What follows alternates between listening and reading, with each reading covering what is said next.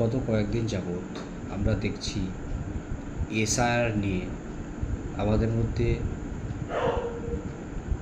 একটা ভুল বার্তা যাচ্ছে এবং সেই বার্তাটার ভুল যে বার্তা যাচ্ছে সেটাকে কাজে লাগাচ্ছে বর্তমান শাসক দল, রাজ্যে তৃণমূল এবং কেন্দ্রে বিজেপি। আগে আমাদেরকে বুঝতে হবে এসআইআর কী এবং এটা বুঝতে হবে যে ইলেকশন কমিশনার যেভাবে এসআইআর করতে চাইছে বিহারে, তার বিরোধিতা কে করছে। ইলেকশন কমিশনার এটার প্রথম এসআইআর করা নয়, এর আগেও এসআইআর করেছে বা এসআইআর এর আগেও আমাদের রাজ্যে 2002 সালে হয়েছে এবং বিহারে সেটা 2003 সালে হয়েছে। সেই এসআইআরটা এখন যে প্রসিডিওরে ইলেকশন কমিশন এগোতে চাইছে, সেই প্রসিডিওরের ওপর প্রথম থেকে প্রশ্ন তুলেছে জাতীয় কংগ্রেস। সেই প্রসিডিওরটা ইলেকশন কমিশনের সে ভুল প্রসিডিওরের ওপর প্রথম থেকে প্রশ্ন করে আসছে, তার নাম রাহুল গান্ধী। প্রথম থেকে সেই প্রসিডিওরের জন্যে ভুল প্রসিডিওর এগোচ্ছে বলে প্রশ্ন করছে আমাদের নেত্রী প্রিয়াঙ্কা গান্ধী। তৃণমূল নয়, কিন্তু তৃণমূল তো সেই মাছের তেলে মাছ ভাজার মতো অবস্থা।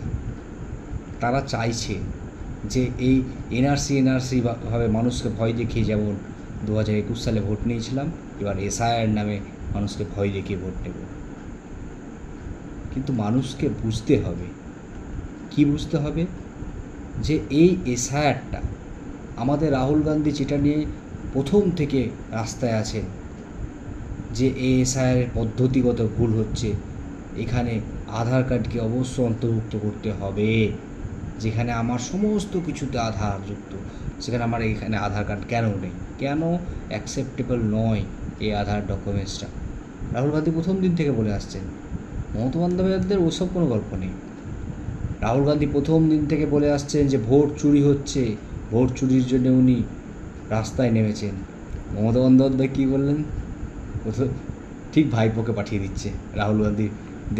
আমরা সবাই মিডিয়াতে দেখলাম রাহুল গান্ধী ক্লাস নিচ্ছেন, সবাইকে দেখাচ্ছেন, সারা ভারতের সমস্ত নেতাকে, যে কিভাবে ভোট চুরি হচ্ছে। ভাইপো ওখানে গেছে যে ভোট চুরি, মানে মনে মনে ভাবছে, আরে ভোট চুরি তো আমরা 18 সালেই দেখিয়েছিলাম, পঞ্চায়েতে ভোট লুট করে আমরা কাউকে নমিনেশন দিতে দিইনি। তারপরে আমরা পুলিশ দিয়ে দেখাই রোজই, বিরোধীদের চমকায় ধমকায়, কংগ্রেস যারা করবে তাদেরকে চমকাবো। এই তো কাজ রাজ্যে। পঞ্চায়েত ভোট এখানে হয় না, লুট হয়, কখনো ইভিএম লুট হয়, স্ট্রং রুমে গিয়ে ইভিএম পাল্টে যায়, বুথে লুট হয়ে যায়, নমিনেশন দিতে দেয় না, নমিনেশন জোর করে প্রত্যাহার করা হয়, লোকসভা বিধানসভায় ভয় দেখানো হয়, লক্ষ্মীর ভাণ্ডার বন্ধ করে দেবো বলা হয়, বিজেপি চলে আসবো সেই ভয় দেখিয়ে ভোট হয়। এদের কাছে এরা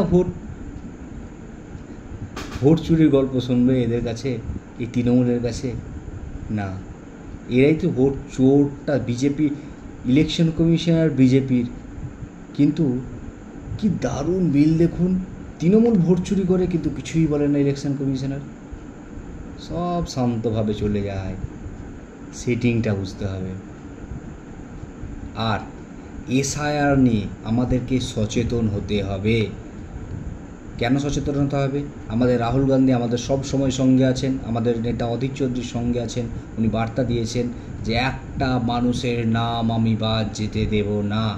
তাই সময় থাকতে আমাদের পশ্চিমবঙ্গের, বিশেষ করে আমাদের মুর্শিদাবাদ জেলার সমস্ত ব্লকের, আমার সুতিয়ান ব্লকের নূরপুর, সাদিকপুর, আহিরন, বহুতালি, বংশবাটি, হারোয়া, সমস্ত অঞ্চলগুলোর প্রত্যেকজন মানুষকে আমরা আহ্বান জানাচ্ছি, নিজের ডকুমেন্টসগুলো দয়া করে চেক করে নেবেন।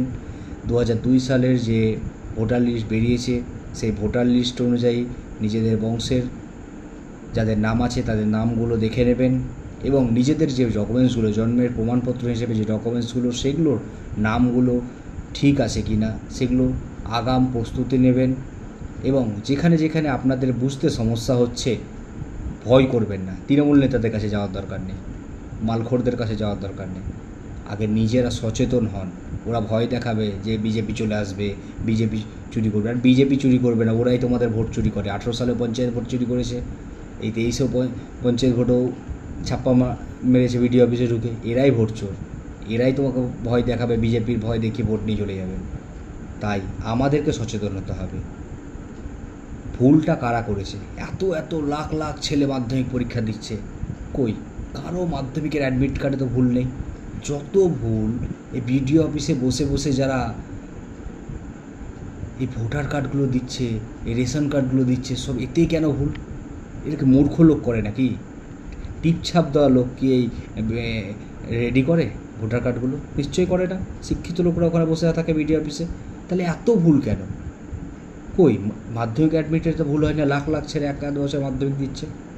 এটা হচ্ছে কনস্পিরেসি, ইচ্ছাকৃতভাবে ভুল করা হয়, যেন একটা সমাজ বারবার এরা এই চক্কর কাটবে, ঠিক করতে হবে, ঠিক করতে হবে, ঠিক করতে হবে।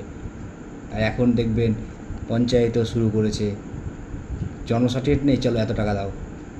গরিব মানুষ খেটে খায়, তাদেরকে এত হাজার হাজার টাকা তাদের কাছে লুট চলছে এই সময়। সাবধান হতে হবে। এবং আমাদের প্রতিটা বুথে কংগ্রেসের যে কর্মীরা আছে তারা আপনাদের সঙ্গে আছে। আপনাদের যে কোনো প্রয়োজনে আমাদের যারা নেতৃত্ব আছে, নেতৃত্বদের সঙ্গে যোগাযোগ করবেন এবং ভয় করবেন না কাউকে। রাহুল গান্ধী একটা কথা বলে বারবার, ডরো মত, সেই ভয় করবেন না। অধীর চৌধুরী বলেছেন, আমাদের প্রত্যেকটা অঞ্চলের নেতৃত্ব যারা আছেন, বুথের নেতৃত্ব যারা আছেন, এলাকায় নেতৃত্ব যারা আছেন, অধীর চৌধুরী বার্তা দিয়েছেন প্রত্যেকজনকে সাধারণ মানুষের পাশে দাঁড়ানোর জন্য। তাই আপনারা যে যেখানে যেই প্রান্তে আছেন, যেই অবস্থায় আছেন, নির্দ্বিধায় আমাদের কংগ্রেসের যারা কর্মী আছেন, নেতা আছেন, তাদের কাছে যান, জিজ্ঞাসা করুন এটা আমি কি করব, এই ডকুমেন্টসটা হলে কি হবে। তাদের কাছে আপনার 1 পয়সা খরচ করতে হবে না। তৃণমূলের নেতা নয় যে আগে টাকা দাও তারপরে কাজ হবে। আমাদের কংগ্রেস কর্মীরা, সেটা আমাদের ঊর্ধ্বতন নেতৃত্ব এবং নিচের বুথ স্তর নেতৃত্ব, সকলেই আপনাদের জন্য, সকলেই আমরা আছি। সবাই ভালো থাকবেন, সুস্থ থাকবেন, সচেতন থাকবেন এবং একে অপরের পাশে থাকবেন। ধন্যবাদ।